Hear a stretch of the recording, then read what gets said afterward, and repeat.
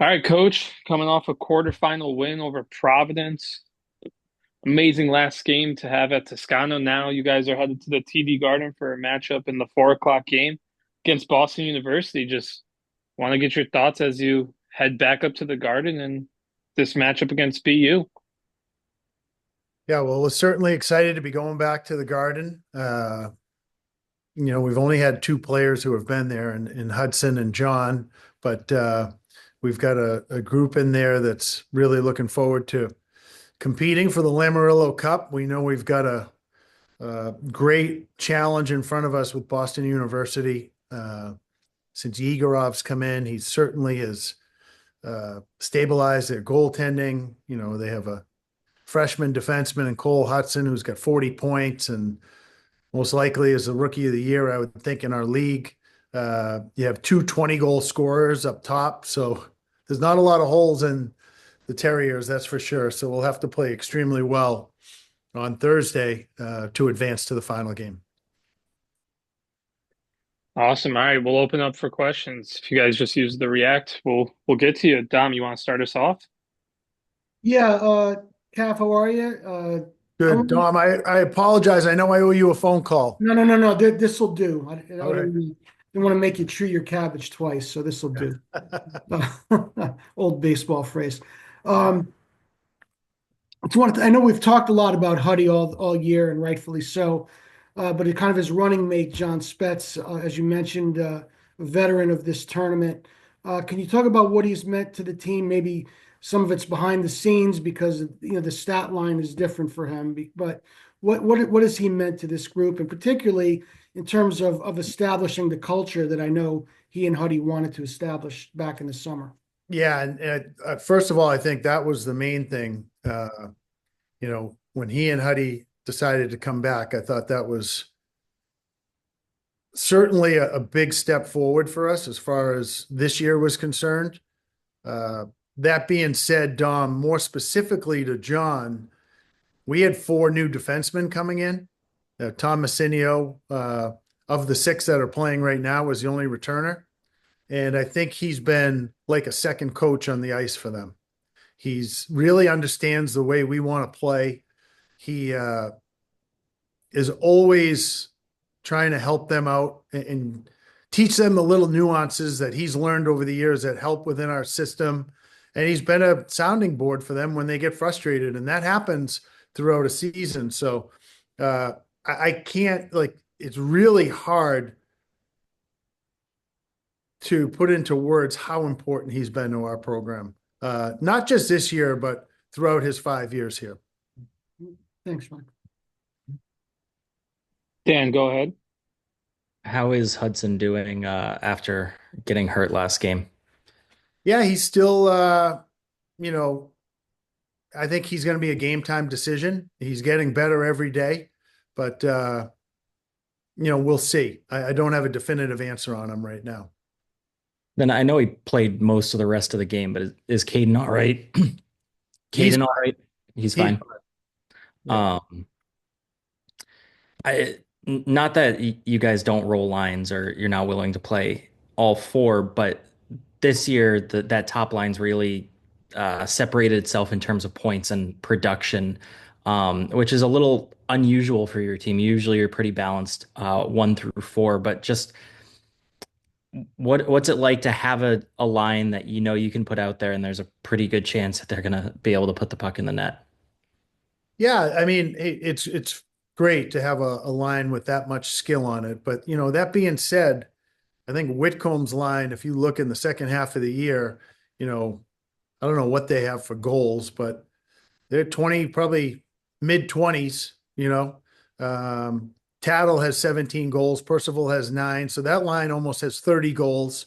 And as I've said many times before, Sitar's line, they had their game-winning goal in the Connecticut Ice Championship game. So they're a line that also is very, contributes. So I think one of the reasons that makes that top line so good is we don't have to rely on them. We don't have to play them every third shift.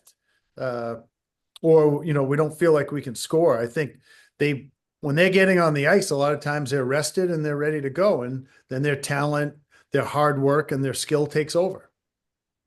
What have you seen from Jake Percival recently? It's been a little bit since he's scored, but just what have you seen? I thought he was excellent against Providence. I really did. He's always been uh, one of our first guys over the boards killing penalties. He's got an elite stick. He skates well, but I thought he created a lot as well against Providence on Friday night. So we need that line. Like that's an important line for us because a lot of times, they get a tough matchup too. Like I trust them against pretty much any line in the country. So, that's something that's very significant with a team when you can kind of control those types of matchups. Now we'll be the away team on Thursday, but again, it's a nice feeling to know that I trust any line that we have to go out and play against their best. Awesome. George, we'll jump over to you. Cool. Coach, thanks for taking the time today and congrats on getting to the Garden. You mentioned, that freshman line with Whitcomb. What do they do for the team? That I understand the goal scoring, but I feel like having a freshman line, especially one as potent as them, is something great to have on the team because they're freshmen, they're first year guys, you're having a lot of fun and on this historic run. Is there something where it's beyond the ice, but maybe in the dressing room, maybe on the bench, maybe on the day to day? It's great to have freshmen that are contributors, but also in a way, they keep things light, they keep the team young in a way, maybe. Yeah, to some extent, I think there's a group of them. That's a pretty big class, and I know they're all pretty tight. I think the biggest where I've seen the biggest improvement with that line is defensively. They, earlier in the year, I think they had a hard time picking up some of the concepts, but right now, I trust them implicitly against any line that they have to go up against. They've done a really, really good job of understanding how to take away time and space in our defensive zone, and in turn, use that in the transition game. So they've really grown up quite a bit, and they're a line that I could see, being a major factor in this tournament. Awesome. And how were they able to kind of grab that? Was that a certain coach pulling them aside, really teaching them defense and film, or is it just, time on ice, more games, more all of that? They picked it up eventually. Like, who's kind of crucial for them to pick that up? Yeah, I know they spend a lot of time with Nick Peruzzi going over film every week, but to their credit, they love playing hockey. They're here all the time. They want to get better. So a lot of them, I got to give it, is on them. They're always looking to improve. So, but they do meet with Nick, I know, once a week, and they go over their shifts. So I think that's also really important part of their development. Awesome. And last one from me, Ryan Tattle. I know he didn't start this season with an A, but he got it mid-year. Can you kind of take me through that story? Was that your call? Was it the team? Was it the captains? How did that come to be? And why, in your eyes, did he earn that right to have an A put on a sweater mid-season? Well, he was very close to being named one earlier in the year. I don't make that call. I let the players vote. And he was very close during the vote, but we had three and we were going to go with three. And then I think his commitment, how hard he's worked throughout the year, but I think what really put it over the top was we're out in Wisconsin and he was literally puking in between periods and still managed to play 18 minutes that night. And I think a lot of guys, Hudson Shandor came to me and said, as a team, we've talked about it and we'd like to do this. So I said, I've never done it in my career, but if you feel that strongly about it, it's your team. I'm happy to do it. So that's how that's the genesis of that story. That's awesome. That must have felt really gratifying. Well, for him, I'm sure. Yeah, I was happy for him too. Yeah. Awesome. Thanks, Coach. Sure. Brian, we'll jump over to you. Hey, Cav, how we doing? Good, Bri. How are you doing? Good. Jersey, it's good to see you. I'm happy you guys got in. I get to watch you up close. I know. I wish I had a Brian Boyle center in one of my lines.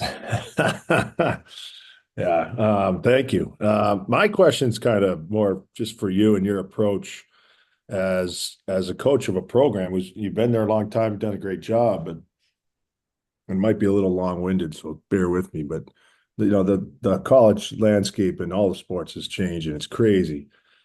For you guys to do well this weekend is huge for you and your program. You've had a good year all year, but do do you kind of let the players know exactly like how big this is for UConn in terms of, you get in there, you go to Boston, you win a title, or do they understand like the gravity of it? Do you not want to give them too much or put more pressure on them, or do you think maybe they can handle it, or maybe that's a pregame speech for Thursday, prior to game time, or maybe not? Like, sort of like what's going through your head in terms of how you're going to motivate all these players, or is it, they're self-starters there? From the sounds of it, it's like these guys are pretty much self-starters. They've done a good job of their own getting better. Are you afraid to give them too much? No, I think that's a good question, and I think a lot of my philosophy comes from having worked for Jerry, and you played for him, and you know that we talked about the four majors. We talked about it all the time, Mhm. and I've kind of adopted that philosophy myself. I don't. This year, I was posting the pairwise up every week after January 1st. I was like, I want you guys to know where you are. I don't want you come to me at the end of the year and say, "Geez, coach, I didn't know if we had beat Quinnipiac, that would have got us into the tournament." Like I wanted them to know. We talk about the trophies all the time, and now it's become second nature where the players are talking about it. It's not. I don't even have to do it anymore, Bry. They just. I've got really good leadership, and it was no different than when you and Runes were captains and you were letting the younger guys know the magnitude of the game we're playing in. And now I have the same thing here. I've got Hudson and John Spetz. They've played in this tournament. They know, and they're letting the guys know how important it is. That being said, I also will temper that with, it doesn't define who you are as an individual. It defines the 2024-25 UConn hockey team. It doesn't define who you are as an individual. So don't go into that game or this. And if we lose, I'm a failure. That's not the case at all. It's you're a very successful person, and you're in a position that there are so many kids out there that would kill to play in the Garden in a Hockey East championship. And I think that they also there's a balance in life, Brian, which I'm sure you know very well, that uh, you got to be grateful and for the position you're in life in a lot of areas. And yeah, we want to go out and win that because we're competitors. But at the end of the day, I'm really also focused on them being the best human being they can be as well, on and off the ice. Fantastic. Thank you. Yep. Eric, we'll jump over to you. Yeah, good to talk to you again. Congratulations. Thanks, Eric. Just like looking back on that game on Friday, and not to say that that was your end goal, because I know your end goal is to win this weekend and going forward, but um, can you just put into perspective, your goals for this UConn program, what you hope to be, and then to see it kind of play out that way, to be hosting a quarterfinal game in front of that environment in the new building, to be able to win like that with this group of players, a lot of which has been with you kind of in this stretch. Again, not that it's the end, but that must have been gratifying, I would think, for you. It is. My goals in this program haven't changed since the opening press conference, and it was I want to graduate players, I want to make them better men, and we want to compete for trophies. And I can very confidently say that, well, Hudson and John have graduated from UConn. They're without a doubt better men than when they came here. I can tell you that. Just watching their maturity has been that. That's one of the reasons why you get into coaching. And then two, here we are, Eric. We're playing for a trophy. So we're, I think, accomplishing that. I thought the building and the atmosphere was electric on Friday night. And I've said oftentimes, I think the hardest game to win in this a lot of times is that first one. I mean, BU will probably tell you the same thing. They're going, they're in overtime against UMass. I remember many teams that we had at BC where we were the first seed, and that 1-8 game is a hard game to win. You saw it last week. It's just a hard game. Now, once you get to the Garden, it almost feels like the pressure's off, and you just go out and play your game. But getting there, that's a hard game to win. So I was really proud of the way our team responded Friday night, and how we were able to find a way to advance in the tournament. I know you talked about it post game, and Dan did a good job writing it up, but can you kind of just again put in context what Hudson did for you and what was sort of the talk of whether he was going to come back out? We saw him kind of testing it during the media timeouts, but to come out, I think basically first shift and score, obviously the goal that kind of changed the momentum. That's one of those that goes from, he's obviously a great player to, mystical like stuff. Yeah, well, it wasn't my call. It was our trainer, Mhm. Ed Blair, and Hudson's call on whether they were going to play. And I've always done that throughout my career. I don't make those decisions. I never went to med school. I don't plan on it. And I'll let the experts make those decisions. And Ed, Hudson looked at me and said, "I think I can go, coach." So I looked at Ed, and Ed said, "Yeah, let him try." So that's what happened. In the faceoff, he actually lost the faceoff, but I think Nick Carabin did a great job pinching down as the D. The puck turned over, and it's a good thing that it went to Jake Richard, because if it went to a Providence player, I'm not sure he could have back checked all the way to the net. I don't think he realized, that it still hurt him, because he didn't play again after that shift. But that Right. was certainly a momentum changer for us in that game. hmm One guy I probably haven't asked you about enough is Trey Scott coming in Yeah. as a freshman and, running the power play and being involved as he is. What have you kind of seen from him all year long, and especially where he is right now and being such a key piece? Well, I'd be lying to you if I told you that I saw this in him as a player. One, I never saw him play. I relied totally on Tyler Helton, and he was really pushing for him. And usually I see every one of our kids play. I like to be involved. I don't know if that's just because how I cut my teeth in this business recruiting, that I still like to have a hand in that. hmm And I just trusted Tyler, because he said, "We have a chance to get him, but he's got another offer from another school, and we got to make a decision quick." And I said, "All right, if you feel this passionate about him." And he didn't play the first couple of games. Uh, but all of a sudden you're watching him in practice. It's like, wow, this kid has a lot of poise with the puck. This kid defends really well. He makes a game look pretty easy. The next thing you know, he's now quarterbacking our power play, and our power play went from maybe 11% to now at 25. So in the second half of the year, I think he's been an integral piece of that, because he's a very calming influence when the puck is on his stick. hmm Um, from your experience and from, whether it's obviously John and Hudson having been there, what is kind of the biggest thing you've learned about handling, the building, the environment, the whatever, all that other stuff is, and trying to make it as quickly as possible? I mean, you can say it a million times, right? But there's still the first time you're there, it is a little bit different. So what have you learned about kind of what you say to the guys to help kind of manage that? Well, we're fortunate here at UConn because we play in the XL Center, hmm which is a similar type building to the Garden. I mean, I don't know, the XL Center maybe holds 16,000. I'm not sure, somewhere in there, but we had, we had 11,000 people there for the Providence game this year. So, and then we played out in the Milwaukee tournament Milwaukee, yeah. pro building. So our kids are familiar with playing in those types of buildings. And I loved going out to Milwaukee because it was all Wisconsin. So we were, Mhm. uh, had to play in a very hostile atmosphere.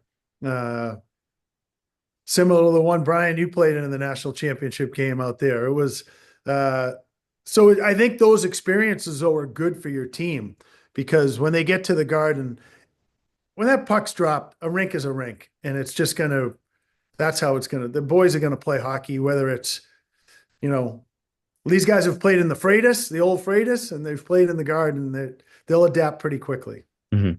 And then I think the last one for me is just Obviously, we've talked a lot about the depth piece and how, the confidence all up and down the card, but is there anyone specific that stands out that we're not asking about enough that you feel like has just been kind of crucial to getting you guys where you are? I think I don't know if my coaching staff gets enough credit. Like I'm really fortunate with Vince Stiletti, who's done an unbelievable job with the goaltenders here. And you can look back, uh, he's basically tutored, now four kids that have been very successful goaltenders currently in Division I hockey. Yeah. Uh, Tyler Helton's been with me for 12 years. Watching his maturity and growth as a coach has been awesome. I can't tell you. And he was so integral when everybody was leaving last year. He kept a calming presence and, nobody panicked. And I think he was really important in both Hudson and John coming back. And then Nick Peruzzi's he's brought a lot of energy and a little different concepts offensively that we haven't had. It was nice to have a different point of view. And, Jacob Pollock is our director of ops. So I think together, I've been really fortunate to have a staff like that. They've made it, I think, a lot easier for not only me, but all our players this year as well. Very good. Good luck this week, Cap. Thank you. Thank you. Thank you. Awesome. All right, Dan, we'll head to you. Just on the topic of your staff with Nick specifically, I saw him after the Vermont game and he made a comment about how great Gutterson is because he'd never been there. And I kind of forgot that he's never been in Hockey East and this is Yeah. all new for him. Just you kind of mentioned it, but how beneficial is it to have a guy with an outside perspective that isn't a Hockey East lifer like yourself or Tyler? I think it's so important because let me see, I think this is my 30th year in the league. I was 18 at BC and 12 here, right? So uh, you kind of get conditioned like, well, this is how this team plays, this is how that team plays, and when someone new comes in, they have a different perspective. And I think that's really healthy for your program. And I think it's been great for all of us that he's been able to come in and give a different perspective because he spent most of his career, whether it was in the USHL or at Northern Michigan, and being a Detroit guy, very familiar with the West, but not so much with the East. And I think it's been invaluable to us, Dan. Then to jump back to a little earlier and not being afraid to talk about trophies and pairwise, but I've seen you guys carrying around the photos of the trophies. Is that something that you borrowed from Dan Hurley, or was that whose idea was that to go with it? That No, that's something we had years ago. We we always had them up in the locker room, the pictures of the trophies, you know. But this year the captains made one, yeah, with all of them on it. So, but that was mostly Hudson and John. That was not driven by me. Awesome. Well, Coach, thank you. Thanks everyone for jumping on, All and right, good luck guys. this weekend. All right, enjoy the day. Talk to you soon. Thanks. Thanks, Cab. Thanks, Colin.